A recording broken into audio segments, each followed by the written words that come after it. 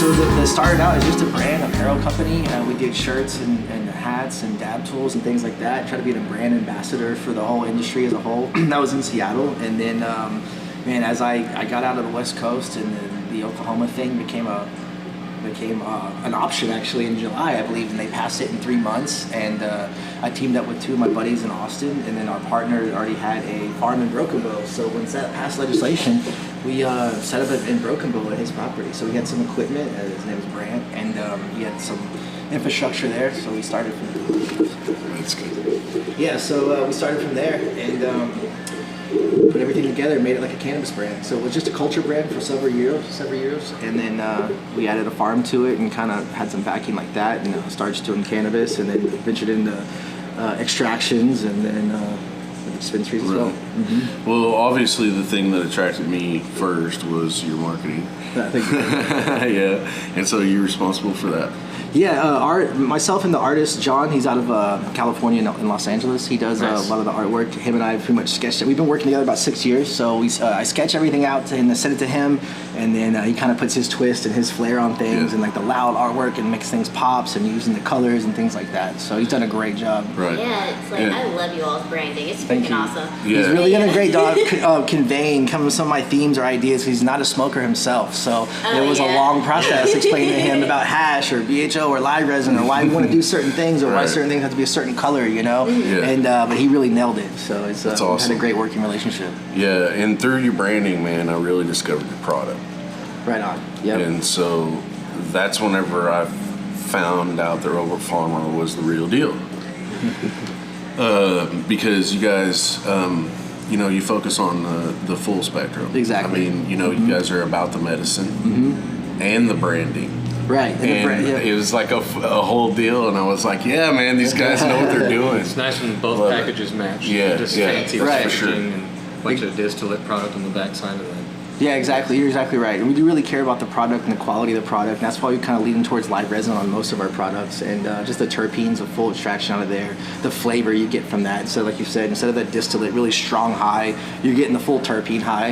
Instead, it's a whole different type of smoke or a type of high, to explain. So it's not the heavy 90% distillate. It's like I said, more terpene rich, more flavorful of the whole profile of the plant. Yeah. So we for really, sure. really like that and really care about pushing that. Like you said, like branding is a plus, and really we care about all of our products. So we brought in our chef Brandon to kind of tailor some of our edibles, and that's been getting off the ground going crazy. We do our own carts, live resin carts. We team up with Roach out of Los Angeles, and they provided like a little mini pocket vape is what we call it. Yeah, can we grab one? Yeah, for sure. Those things are cool. Yeah, let me get We'll get one in here in Yeah, just a for sure. minute. But yeah, they're so cool. I love them. Yeah, so what they've done, Roach put in a proprietary type battery that you can hit for 10 seconds on one rip. Yeah. And then they use our flavors of live resin from the farm. And that being said, Garrett is our farm manager, and we've hand selected pretty much, we've popped so many beans. We've got a few cuts, but mostly seed hunting, pheno hunting, and those are the flavors you get from that. So we kind of dropped our waffle cones really heavy. That's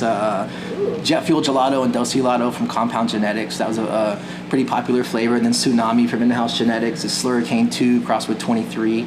And I believe we've done a GMO as well. So there's and Red Runs. We just dropped the Red Runs, Red Pop and Runs. So there's some really heater flavors that we you got really hunted for. options. Yeah. Exactly. Yeah. Can you explain for me, because I've always wondered, you're a perfect person to ask because you use this terminology, what distinguishes a rosin from a live resin? Sure. So rosin would be like a hash rosin where you're using fresh frozen material, and then you're just washing it organically with just water, ice and cold water, and then you get the hash rosin from that. The organic, just after you press it, it's going to come just from that terpenes and everything. When the live resin is more of an extraction with like a BHO type extraction, but they're pulling out the terpenes instead of just pulling out the THC. Not an isolate BHO extraction. It's similar to that. Correct. Yeah, not isolate. Exactly. It's a similar extraction process. Yeah, Got just it. live resin And method. Just had that coin of terminology to distinguish. Correct. Yeah. So it would still be fresh frozen, just like hash rosin or the live resin. We would freeze that, even maybe pick it early if we wanted to, and just like hash you would do if you're making that, but it would be a different extraction process in the end. But yeah, it just saves all the terpenes, and that's like I said, what we'll really hunt for. Yeah. That's what I really so you explore feel most. that's a better your chosen preservation method for terpenes, anyways. Yes, we don't make hash. We dabble in it. We make a lot of bubble hash. We haven't really gotten to the hash rosin game. We made a few drops here and there, but our main focus is really like doing our live resin gummies, our live resin carts. So much product goes into that. biomass from that. So. Yeah. As far as preservation of terpenes, I would say honestly, hash rosin is probably the truest way because you're not distorting anything. You're getting it organically from the nugget. You're breaking it down with cold water. Exactly. You're just using a frozen temperature, and a lot of cold water, and I think that really gets you the full flavor on that. But your education says what you're doing is still valid and Yes, brings that to the table. Yeah, when you're talking about like edibles, you have the distillate option, you Yeah. have a live resin option. Yep.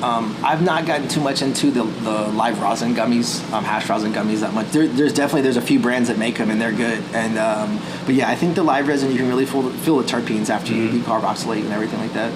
Awesome. So you're gonna be part of the 5th? Yes, the 4th, right? Or 5th. November 5th. Remember the That's 5th. right. Remember. Oh man, we're excited about that. Yeah, that's right down the street, and I think it's an Yeah. awesome venue. I love the murals. We've shot there before on some of our gummy packaging and different brand exposure stuff. But yeah, I love the venue. I'm excited for it. I think it's something that Tulsa really needs. We don't have much of that culture out here to get all these brands together and communicating and getting them all together and selling the same product. I mean, not selling the same products, but vending their products in the same location as most places would never really be next to each other. So I really dig it. There was something like that in Seattle I was part of, and I'm happy to be part of something like that in Tulsa. Yeah. Tell us about that in Seattle. In Seattle, Washington, there was a little farmers market that was was in White Center, Seattle, right outside of this is a patient distinguish. There's a process that's different for patients. Yeah, it was a little bit different process there because the OMA rules are pretty strict here. Oh, yeah. In Seattle, in the medical game, it wasn't that strict until it went to the rec market. So it was a little bit loose on the medical farmers markets, as you will. But it was really a nice little piece, like in time, to be a part of. That you could sample some of the best, guerrilla growers around the state who could compete on a level that you normally wouldn't see with all the infrastructure cost and all that type of overhead and stuff like that. Okay. But same here. You have a smaller market. And you're not in a lot of dispensaries. You can come to one of these events and really get your wares out and show your product and impress some people. Right. So I think it's a great venue for that. Yeah, I like that atmosphere for sure because That's everything. Yeah. I mean, big More of and a small laid companies back. together. Yeah, exactly. Yes. So I think it's a great thing. Cool. So you guys will have a full booth out there and all that? Yeah, we'll do a table. I think we're going to push a lot of the edibles and kind of show that aspect. We've got several different SKUs and milligram types. So we'll bring a little bit of everything, showcase all that stuff. Yeah, for sure. We're definitely looking forward to it. Yeah, we're stoked to have you guys. It means a lot to us. It means a lot to the event, I think. Yeah, I think anything local in the community, it's really good. I mean, you don't see the the city does have a good. It seems like they have a lot of events and cultural events, and Tulsa's maybe just lacking a little bit behind that. Yeah. Maybe it's more of an organizational type thing or a location venue type thing as well. But I definitely think we should have a monthly deal or every couple of months or Definitely. quarterly. Yeah. Maybe somebody just needs to show them how to do it. Yeah, right. I guess so. Somebody just take the Hopefully lead. that's us, Yeah, for sure. For sure. So I hate to even say this, but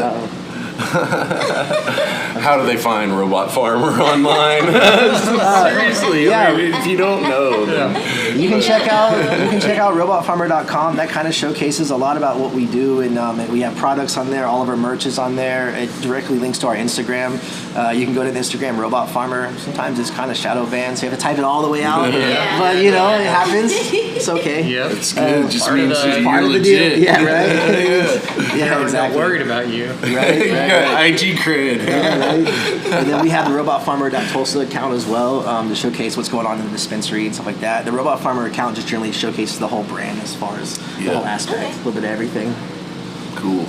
Well, I'm so happy that we got to be, you're in our book. Hell yeah. We're excited about that. And, It's awesome. now on the podcast and everything. It's really cool, man. Yeah, it's nice to really get with you guys to talk about this industry. It doesn't get to do that too much out here, so it's good to chop it up. All right. Thanks guys. Yeah, Appreciate it. thank you so much.